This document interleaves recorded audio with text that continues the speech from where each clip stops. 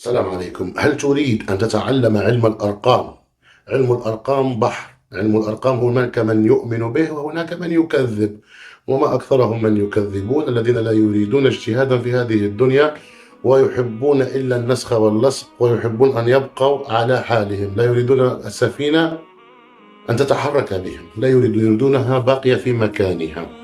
فعلم الأرقام بحر شاسع، وعلم الأرقام يمكن أن نشتغل به أشياء كثيرة تفيدنا في حياتنا وتفيد البشرية طبيعي جدا.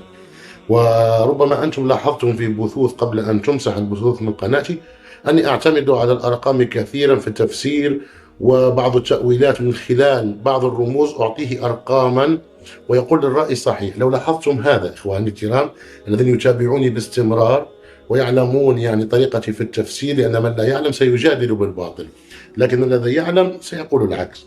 فعلم الأرقام إذا أردت أن تتعلمه لتستفيد منه في أشياء كثيرة، رأي أشياء كثيرة ليس في التفسير فقط، إنما في أشياء كثيرة تفيدك، قد تستنبط منها شيء، قد تكون سببا في حل مشكلة ما، قد تكون مفتاح تلك الأرقام لتوصلك إلى أمر فيه رزقك، فيه غناك، فيه راحة بالك، فيه الراحة يعني قبل مماتك، يعني وأن تكون حياتك كلها مستقرة، لأن المال أصبح قوام الأعمال في زمننا.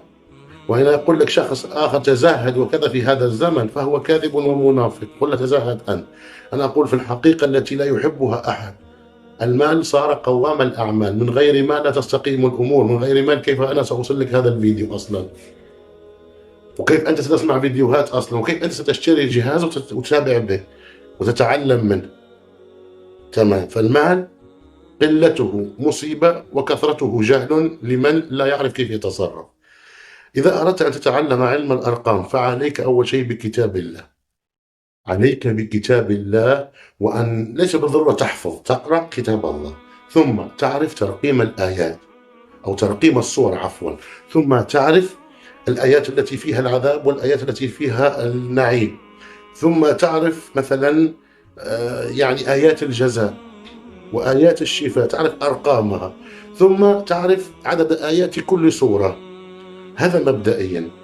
ويا حبذا ومستحب ويجب أن تتابع أيضا أخي أو أختي يعني السيرة النبوية وأعمار الصحابة وفترة الهجرة، وكم بقي في المدينة، وما بعد كم رجع إلى مكة المكرمة، وكم لبث في الغار مثلا، كم بقي مع السيدة خديجة، كم كان فارق العمر، كم تزوج الرسول من امرأة، وهذا إضافة إلى أعمار الأنبياء الآخرين وكم عاشوا.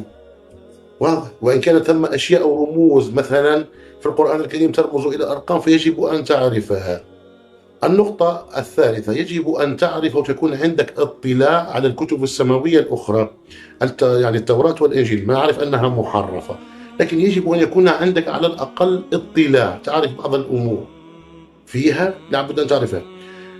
رابع شيء إخواني الكرام، ليس كل شيء سنعتمد كل شيء على الكتاب والسنة، لابد من أشياء أن أنت تساعد نفسك بأن تقوي وتطور هذه الموهبة، إن كان الله قد يعني أعطاك إياه فيجب أن تنميها وتصقلها.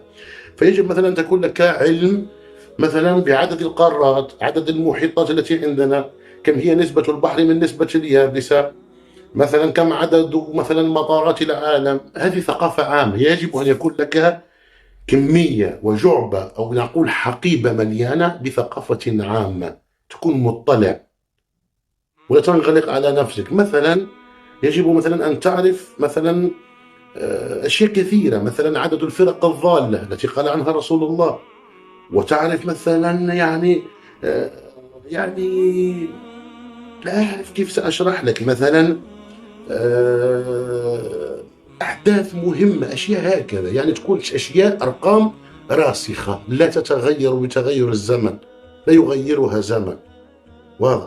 ليس مثلا يقول لك شركة المرسيدس في هذه الفترة يعني أنتجت 1000 سيارة وبعدها يعني لا، تم أشياء راسخة تبقى ثابتة، يعني الزمن أخذ عليها لكن هي لم تتغير، بقي تلك الأرقام. هذه البداية. أشياء أخرى لا أستطيع أن أوصل لك المعلومة كاملة، نظرا تقول لكم الحقيقة إخواني الطيبين لقلة المتابعة، نظرا لأني أنا يعني لا أخفيكم فقدت الشغف من هذه القناة، فقدت الشغف من السوشيال ميديا، أسجل في فيديوهات فقط يعني بسبب الظروف التي نعيشها، بسبب الضغوطات المقلقة. والعنصر الأول والذي يعني جعلني أنا أهجر البثوث وغيرها، يعني تقريبا إخواني أنني يعني فقدت الشغف، لم أعد أجد تفاعل.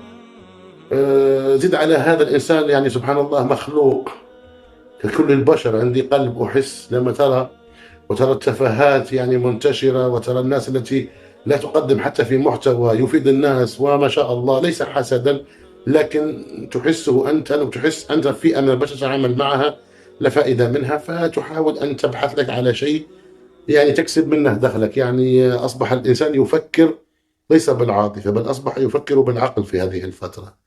أتمنى لكم حظا طيبا، وأتمنى أن أكون أفدتكم في بعض المعلومات عن علم الأرقام لمن أراد أن يتعلمها. شكرا لكم على المتابعة.